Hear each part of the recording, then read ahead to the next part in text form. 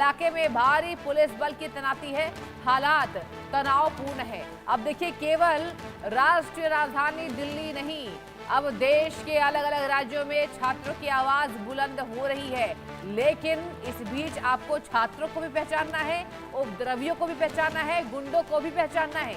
अब ये जो खबर है जो आपको बता रहे हैं, दिखा रहे हैं, ये बेगूसराय से है। बेगूसराय में छात्रों का उग्र प्रदर्शन। बिहार से आपको ये बड़ी खबर दिखा रहे हैं। आप देखिए तस्वीरें, ये सड़क आपको नजर आ रहा है। पुलिस पर पथराव किया गया है।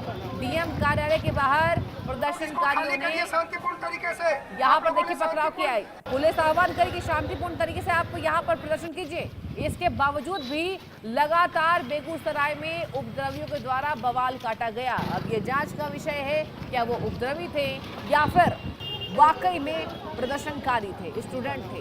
दो तस्वीरें आपके टीवी स्क्रीन पर दिखा रहे हैं। आप देखिए, एक छात्र है, उसको पुलिस मनाने की कोशिश कर रही है, लेकिन वो नहीं माना। वो सड़क पर बैठा हुआ है, वो न्याय के लिए, कह लीजिए आवाज बुलंद करने के लिए, छात्रों के बचाव के लिए। और एक तरफ लाठीचार्ज भी देखिए किया गया है, क्योंकि लगातार बवाल बढ़ रहा है। मतलब अब दिल्ली ही नहीं दर्शकों, अलग अलग राज्यों की कहानी भी यही बयां करती है कि कांग्रेस जनता पार्टी का जनाधार देखिए बढ़ता हुआ नजर आ रहा है। और अदर हैंड यहाँ पर प्रदर्शनकारियों में कुछ गुंडे भी छिपे हैं, जो छात्र की कंधे पे बंदूक चलाकर यहाँ पर लगातार उपद्रव मचा रहे हैं। इलाके में तनाव बरकरार है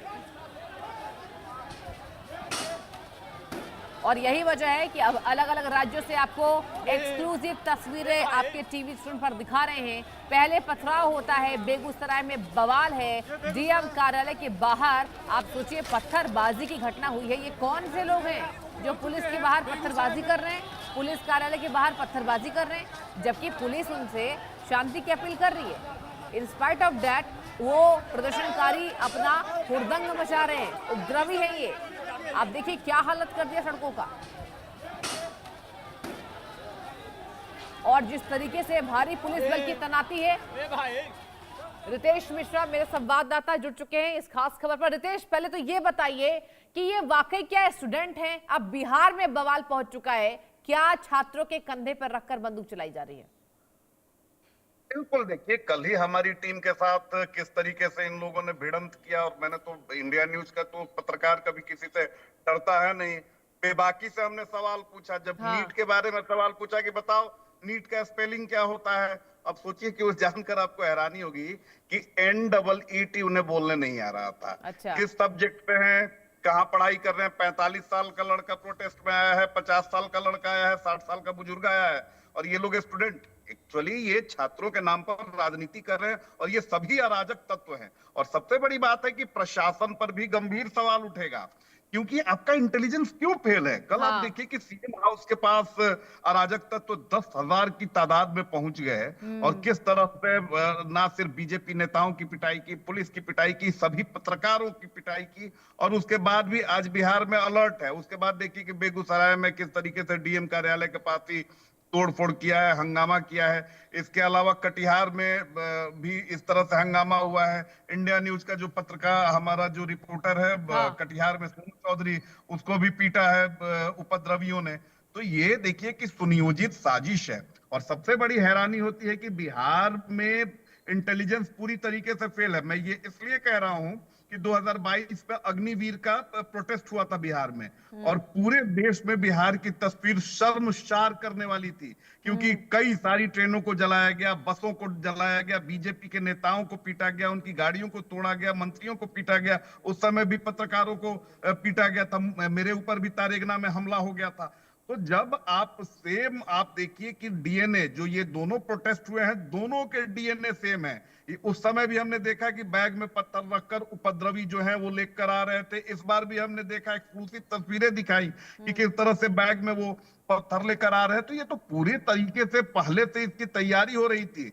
15-20 दिन पहले से इसकी तैयारी हो रही थी। देखिए, बहुत सारी चीजें जो अधिकारी हैं ऑन कैमरा नहीं बताते, लेकिन ऑफ कैमरा बहुत सारी बातों का वो जिक्र करते हैं, लेकिन उनके हाथ बंधे रहते हैं। तो इंटेलिजेंस फेल्योर का पूरी तरीके से मामला है। रितेश, बिल्कुल ठीक आप फरमा रहे हैं। देखिए, इंटेलिजेंस फेल्योर ही हम कहेंगे।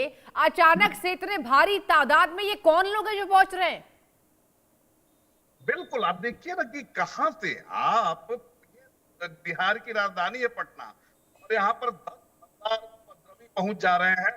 और उन 10,000 में मुझे पता है कि सिर्फ 2,000 स्टूडेंट थे, हाँ। क्योंकि वो साइड हो गए थे। मैंने उनसे बात की, उन्होंने बोला कि भैया देखिए, हम स्टूडेंट्स हैं, हम नहीं चाह रहे हैं कि हमारे ऊपर कोई कार्रवाई हो।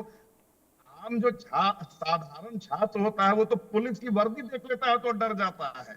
और ये आप देखिए कि पुलिस के ऊपर अटैक कर रहे हैं 45 साल का आदमी। हाँ। वो और जब आप सवाल उनसे पूछेंगे कि भाई कौन सा सब्जेक्ट है तुम्हारा, कितने एग्जाम तुमने दिए, तो सीधे कह रहे हैं कि ये गोदी मीडिया है। लेकिन देखिए, सबसे बड़ी बात है कि पूरी तरीके से स्क्रिप्टेड ये सारी चीजें थी, सुनियोजित थी। किस तरह से बीजेपी कार्यालय पर अटैक करना है, पत्रकारों को कैसे मारना है। कल देखिए ना, मैं आपको बता रहा हूं कि जब मैं इनकी जो असलियत है उसको जब उजागर मैं करने लगा, तो सामने से वो मेरी रिकॉर्डिंग कर रहे थे। और उसके बाद फोन पर कोई व्यक्ति था, वो पूछ रहा था कि ये किस चैनल का पत्रकार है, तो इधर से ये बता रहा था कि ये इंडिया न्यूज का रिपोर्टर है।